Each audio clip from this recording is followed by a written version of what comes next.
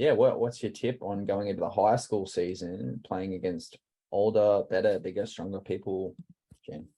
So my first thought is, are they really better? They might be bigger, okay, for sure. They might be bigger.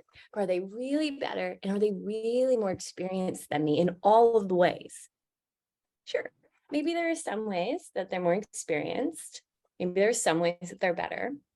But I can almost guarantee, like, how many of them do you think spent their summer doing what you did? Learning, growing, taking on the tools, applying them. Doing all the extra work. Not really any. Yeah.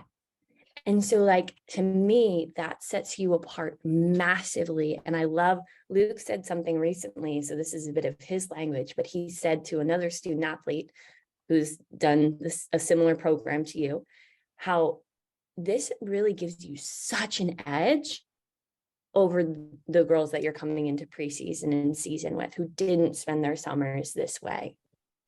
So I would encourage you or invite you to really draw confidence from that, because in many ways you are very experienced, or maybe even more experienced. And Messi, you know Messi, one of the best players in the world. Yeah. So he's certainly smaller than a lot of the players. A lot of the other players that he takes the field with are bigger, but he still does a great job of scoring goals, contributing to his team, being dangerous, and playing to his strengths, like capitalizing on his strengths. And so what I'm noticing you're doing, and by the way, we all do this. I do this myself in my own way all the time, and I'm constantly working on it. But by focusing on the other people, how they're bigger, better, maybe more experienced, you're channeling your energy and your focus outward onto the things you can't control. And maybe you're only doing this a little bit, 1%.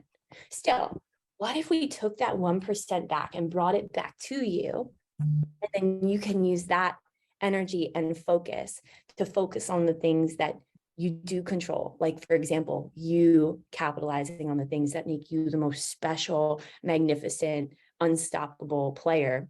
And by capitalizing on those things, you're giving yourself the best possible chance of making it so that your coach can't take you off the field, essentially, because you're focusing on your gifts. Mm-hmm.